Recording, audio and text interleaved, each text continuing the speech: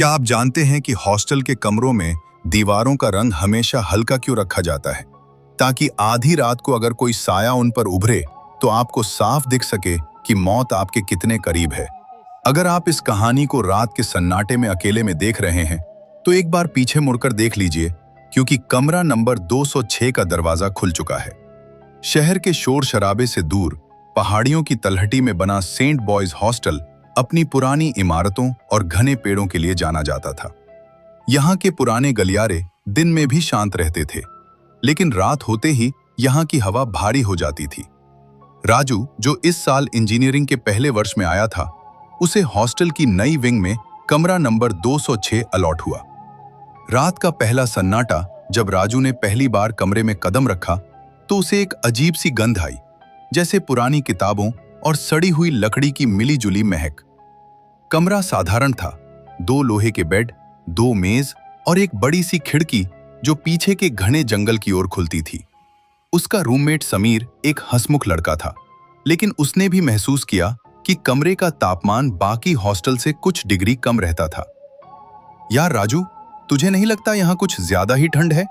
समीर ने अपना सामान रखते हुए कहा। राजू ने खिड़की बंद करते हुए जवाब दिया, पुरानी बिल्डिंग है भाई, वेंटिलेशन का चक्कर होगा। लेकिन उस रात जब पूरी हॉस्टल सो चुकी थी, राजू की नींद अचानक टूटी। उसे ऐसा लगा जैसे कोई दीवार पर नाखून रगड़ रहा है। उसने उठकर समीर की तरफ देखा। वो गहरी नींद में था। आवाज बगल वाली दीवार से आ रही थी।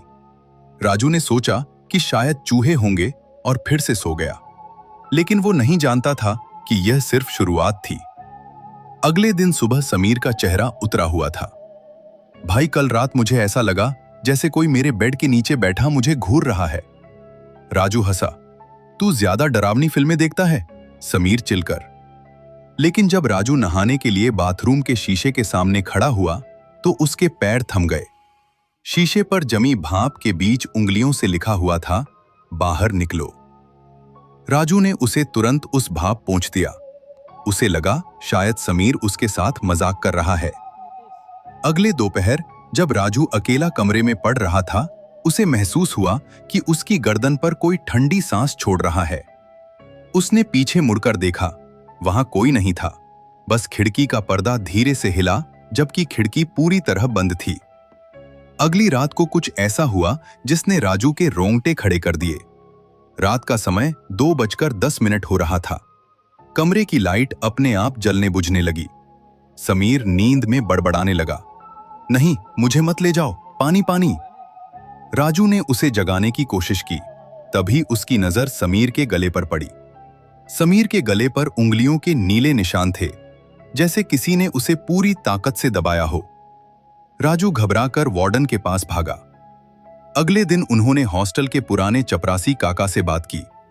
काका ने कांपते हाथों से अपनी बीड़ी सुलगाई और फुसफुसाते हुए कहा, बेटा, 206 नंबर कमरे में 5 साल पहले एक अमित नाम के लड़के ने खुदकुशी की थी। उसे पढ़ाई का बहुत तनाव था। कहते हैं कि मरने के बाद भी उसे सुकून नहीं मिला। वो नहीं चाहता कि कोई उस कमरे में रहे। अगले दिन राजू और समीर ने तुरंत कमरा बदलने की अर्जी दी, लेकिन वार्डन ने इसे वहम बताकर टाल दिया। उस रात दोनों ने तय किया कि वे जागेंगे। उन्होंने कमरे में भूत पिचासक मंत्र का पाठ शुरू किया और वो कैंडल लाइट जलाकर बैठ गए।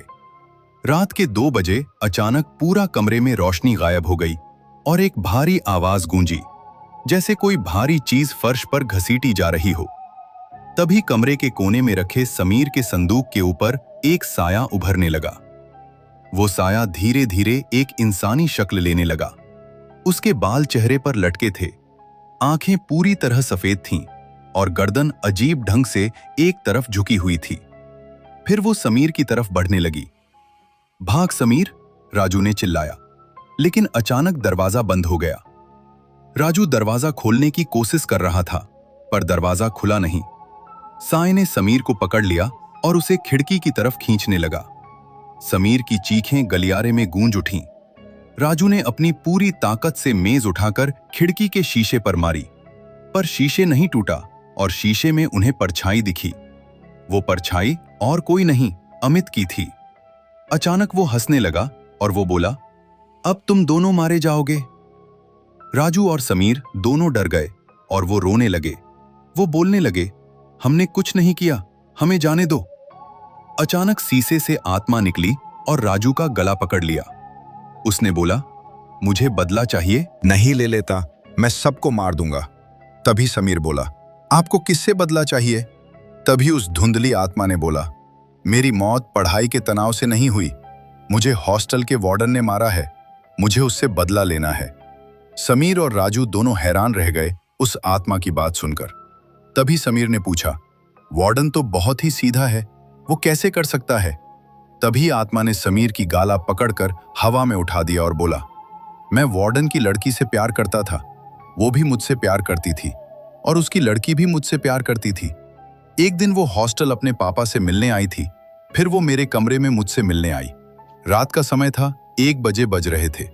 हम दोनों एक दूसरे को गले मिले रहे थे।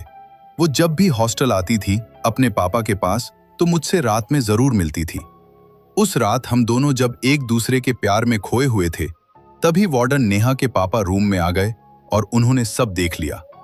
तभी नेहा रोने लगी और उसने अपने पापा, जो कि हॉस्टल का वार्डन था, उनसे बोली, पापा, मेरी इसमें कोई गलती नहीं है, अमित ही मुझे ब्लैकमेल करता है। मुझसे बोलता मुझसे मिलने आओ, नहीं तो मैं तुम्हारा फोटो एडिट करके वायरल कर दूंगा।